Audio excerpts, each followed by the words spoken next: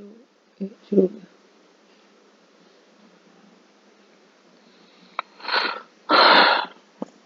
Dear students,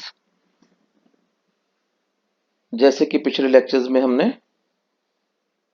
द्रव्य गुण विज्ञान के मूलभूत जो सिद्धांत हैं उनमें हमने रस, गुण और वीर्य का अध्ययन किया। इसमें जो एक बहुत ही महत्वपूर्ण जो चैप्टर रह जाता है वो है विपाक।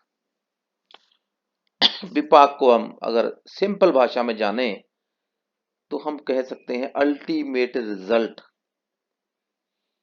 क्योंकि ये हमें पता ही है कि जब हम कोई भी औषधि लेते हैं, कोई भी दवाई लेते हैं, तो हमें उसके टेस्ट से कोई मतलब नहीं होता, हमें उसके गुणों से इतना मतलब नहीं होता, वीर्य से मतलब नहीं होता, हमें तो रिजल्ट चाहिए। और कई बार अपेक्षित रिजल्ट नहीं मिल पाता। हम यही सोच में पड़ जाते हैं कि ये क्या हो रहा है। हमने ठीक रस की औषधि चुनी थी जो उस दोष में चाहिए था, जिस दोष की विगुणता प्राणी में थी, रोगी में थी, लेकिन ये क्या हुआ कि रिजल्ट तो आया नहीं। उसके पीछे विपाक है। विपाक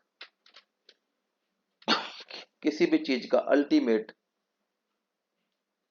जो रिजल्ट है वो विपाक है। इसे हम आयुर्वेद की भाषा में निष्ठा पाक भी कहते हैं। निष्ठा पाक वास्तव में जब हम खाना खाते हैं तो तीन अवस्थाएं खाने की होती हैं। जैसे खाना चबा के पेट में जाता है तो पेट में जो इसमें क्रियाएं होती हैं, क्योंकि मूल रूप से मधुर रस होता है खाने में,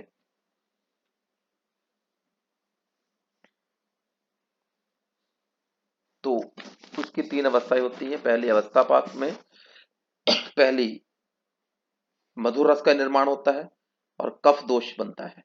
कफ धातु भी कह लीजिए इसको, क्योंकि जब वो धारण करती है तो धातु है, जब विकृत हो जाती है तो दोष है। द्वितीय अवस्था छोटी आंतों में होती है, ड्यूडेनम से शुरू होती है, जहां पित्त उत्पन्न होता है। और तीसरी अवस्था जब अक्वाशिया में चला जाता है, लार्ज इंटेस्टाइन में चला जाता है खाना, तो वहां वायु उत्पन्न होती है। तो इस प्रकार ये अपना भ्रमण करता हुआ अपना पूरा दोषों का चक्र करता है। इसके बाद जो शुरू होता है प्रोसेस, जब ये एब्जॉर्ब होकर खून में चला जाता है, ब्लड में चला जाता है, रक्त में चला जाता है, तब हम उसके बाद जो क्रियाएं होती हैं उसे बोलते हैं हम विपाक। स्पेसिफिक डाइजेशन हम कह सकते हैं इसको। एक नॉर्मल डाइजेशन, नॉर्मल डाइजेशन जब खाना पेट में था, खाना छोटी आंत में था, खाना बड़ी आंत में था, लेकिन उसके बाद एब्जॉर्ब होकर चला गया ब्लड में। अब ब्लड का कार्य शुरू होता है ट्रांसपोर्ट का। और अग्नियां, हमारी धातव अग्नियां, अब तक हमारी जठर अग्नि काम कर रही थी, पेट की अग्नि, पाचन शक्ति, एंजाइम्स काम कर रहे थे, बाइल सेक्रेशन ने काम किया, पैनक्रियाटिक जूसेस ने काम किया, इंटेस्टाइनल जूसेस ने काम किया, उसको डाइजेस्ट किया, और लास्ट में जाके जब वो पूरा पाक होके एब्जॉर्ब हो गया, अवशोषित हो गया, ब्लड स्ट्रीम में चला गया, अब हमारा काम शुरू होता है धातु अग्नियां का। हम इसे मेटाबॉलिज्म भी कह सकते हैं। पहले को डाइजेशन, पहली अवस्था, और इसको मेटाबॉलिज्म। क्योंकि मेटाबॉलिज्म नहीं होगा तो खाने में तो बहुत कुछ है, खाने में तो तीनों रस भी हैं, खाने में तो प्रोटीन भी है, खाने में फैट भी है, खाने में मिनरल्स भी हैं, खाने में विटामिन भी हैं। किसको क्या चाहिए, कौन सी अग्नि किस चीज को पकाएगी, इस खाने का यूज कहाँ हो, इससे क्या बने, ये तो जानना बहुत जरूरी है। ये नहीं बनेगा तो डाइजेशन ही बेकार है, डाइजेशन किया हुआ खाना बेकार है। विटामिन अपने अपने विटामिन ले लेंगे, स्किन अपने विटामिन ले लेगी, आंखें अपने विटामिन ले लेगी, बाल अपने विटामिन ले लेंगे, ऑर्गन्स अपने विटामिन ले लेंगे, मिनरल्स भी ले लेंगे, प्रोटीन्स मसल ले लेंगे, ज्यादातर ब्रेन ले लेगा। उसके बाद हर चीज अपने अपने यथास्थान पर पहुंच जाएगी अगर प्रॉपर मेटाबॉलिज्म है। अगर प्रॉपर मेटाबॉलिज्म नहीं है,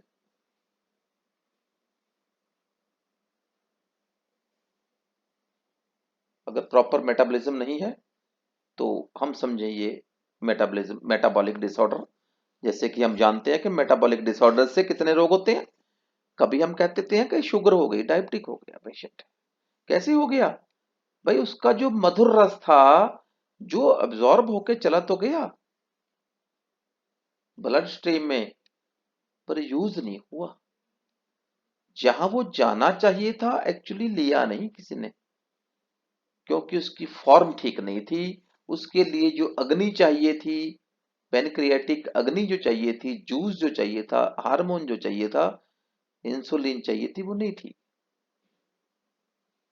अब वो भ्रमण करता रहा। जब वो कच्चा भ्रमण करता रहा तो रोग उत्पन्न करने लग गया। ये मेटाबॉलिक डिसऑर्डर हो गया। ऐसे ही फैट है, फैट ब्लड स्ट्रीम में चला गया। फैट को जो यूज करने की जो एक अग्नि थी, इसे थायरॉक्सिन कहते हैं, जो थायराइड ग्लैंड से उत्पन्न होती है,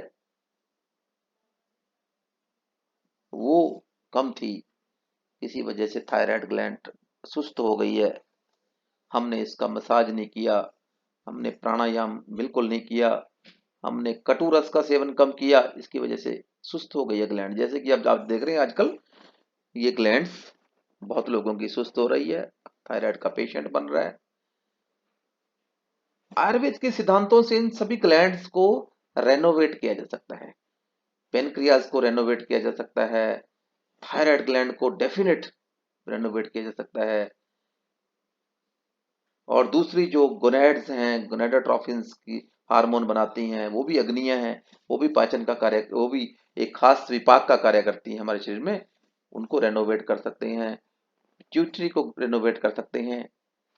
इसके लिए हमारा आयुर्वेद, योग, कटुरस, तिक्तरस, कषाय रस महत्वपूर्ण हिस्सा है। हम इनकी शक्तियों को समझें और विपाक की ताकत को समझें। यही विपाक है। अब अवस्था पाक और विपाक में बेसिक डिफरेंस क्या हो गए? क्या लिखेंगे आप, क्या कहेंगे आप, क्या हो गए?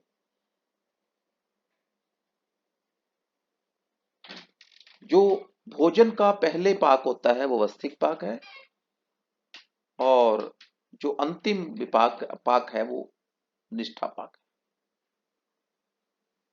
इसमें जब अवस्था पाक होता है तो दोष उत्पन्न होते हैं, कफ वात, कफ पित्त और वात कर्मशय। उसमें धातुएं उत्पन्न होती हैं, रस, रक्त, मांस, मेद, अस्थि, मज्जा, शुक्र, ये उत्पन्न होते हैं। जो भोजन का अवस्था पाक है वो हमें दिखाई देता है। खाना खाया, कफ दोष की उत्पन्न हुई, उत्पत्ति हुई, और हमें नींद आने लग गई, सुस्ती पड़ गई, हमें दिख रहा है, पता लग रहा है। लेकिन जो निष्ठा पाक है उसका हम रिजल्ट देखते हैं, सिर्फ हमारे शरीर में होने वाली चेंजेस, हमारे रोगों का नाश देख के हम कहते हैं हाँ हाँ, मेटाबॉलिक इफेक्ट आ गया, ड्रग का मेटाबॉलिज्म ठीक हुआ है। तो बकवाक कितने प्रकार का है ये हमें जानना जरूरी है। तो विपाक हमारा षड्रस विपाकवाद है। षड्रस विपाकवाद का मतलब है कि जब हम ये कह सकते हैं कि अ, 6 रस हैं, 6 ही विपाक होते हैं। ये षड्रस विपाकवाद है। जैसा रस होगा वैसा ही विपाक होगा। दूसरा, षड्रस विपाक को भी इन्होंने 2 तरीके में बांटा है। एक है यथारस विपाकवाद। यथारस का मतलब जैसा रस होगा वैसा ही विपाक, मधुर का मधुर, अमल का अमल, लवण का लवण, कटु का कटु, तीक्ष्ण का तीक्ष्ण, कषाय का कषाय और तिक्त का तिक्त। और दूसरा इसमें अनियत। अनियत का मतलब ऐसा नहीं है कि मधुर का मधुर ही होगा, मधुर का दूसरा विपाक भी हो सकता है। जैसे हम देखते हैं प्रैक्टिकली, चीज तो मीठी है लेकिन रिजल्ट वेट घटाने का आ रहा है इसका, क्योंकि उसका विपाक अनियत है, अनसिस्टमेटिक है। खाया तो आंवला खट्टा, रिजल्ट उसका विपाक आया उसका मधुर मीठा, शरीर बढ़ा, उससे बृंगण हुआ, तो इसे बोलते हैं अनियत विपाकवाद, अनसिस्टेमेटिक। यानी इसमें क्या है, जो रस प्रबल होता है उस ड्रग में, वो दूसरे रसों को दबा देता है। जीभ, हमारी जीवा अच्छी तरह से डिफाइन नहीं कर पाती रस को। वो जो रस अनुभव करती है, उस रस का कार्य हमें शरीर में नहीं मिलता, बल्कि दूसरा रस उस रस को दबा के अपना कार्य कर देता है। इसे बोलते हैं अनियत विपाकवाद, अनसिस्टेमेटिक विपाकवाद। और रिजल्ट ही, मेटाबॉलिक इफेक्ट ही हमारी औषधियों के लिए जरूरी है जानना ना। आगे है पंचविध विपाकवाद। पंचविध विपाकवाद का बात है कि जैसे ही जिस जैसा महाभूत होगा उसके हिसाब से उसका विपाक होगा। पृथ्वी महाभूत का, काले द्रव्यों का पार्थिव, ऐसे जल का जलीय, ऐसे ही होगा। और आगे है त्रिविध विपाकवाद। त्रिविध विपाक का मतलब है हम तीन, 6 रसों को 3 में डिवाइड कर लिया हमने। कैसे? एक ग्रुप बना दिया मधुर और लवण का, यानी मीठे और नमकीन जो द्रव्य हैं उनका विपाक जो है मधुर होगा, मीठा होगा, रिजल्ट मीठा आएगा। शरीर बढ़ेगा, उससे उत्साह बढ़ेगा, वजन बढ़ेगा हमारे शरीर का। दूसरा, अम्ल रस को अकेला छोड़ दिया हमने। अम्ल का हमने मान लिया कि अम्ल विपाक ही होगा, शरीर में लघुता उत्पन्न करेगा। और तीसरा ग्रुप जो हमने बनाया वो है कटु तिक्त कषाय। ये एक ग्रुप बना दिया और हमने कह दिया कि इसका विपाक जो है कटु होगा, शरीर में लघुता लाएगा, वेट घटाएगा, सफाई करेगा शरीर की, एंटीसेप्टिक काम करेगा क्योंकि क्लिंजर है, इंटेस्टाइन को साफ करेगा, अग्नि को बढ़ाएगा। ये ग्रुप है कटु तिक्त कषाय का। इसलिए हमने 6 रसों को 3 ग्रुप में डिवाइड कर दिया। पहला ग्रुप मधुर लवण का, दूसरा अकेला अम्ल का और तीसरा कटु तिक्त कषाय का। इसे बोलते हैं त्रिविध विपाकवाद। ऐसा कुछ ऋषियों ने त्रिविध में डिवाइड कर दिया। आगे द्विविध। द्विविध का मतलब है इन सभी को समावेश कर दिया 2 चीजों में ऋषियों ने। कह दिया भी या तो ये इसका असर शरीर में गुरुता लाएगा या लघुता लाएगा, या तो ये भारी होगा या ये शरीर में हल्का होगा। बात तो वही है, कहने का मतलब तो वही है। जैसे मधुर लवण का गुरु होगा और दूसरों का लघु होगा, बात तो कोई की भी आगे। ठीक है? तो इस प्रकार जितने भी विपाकवाद हुए हैं,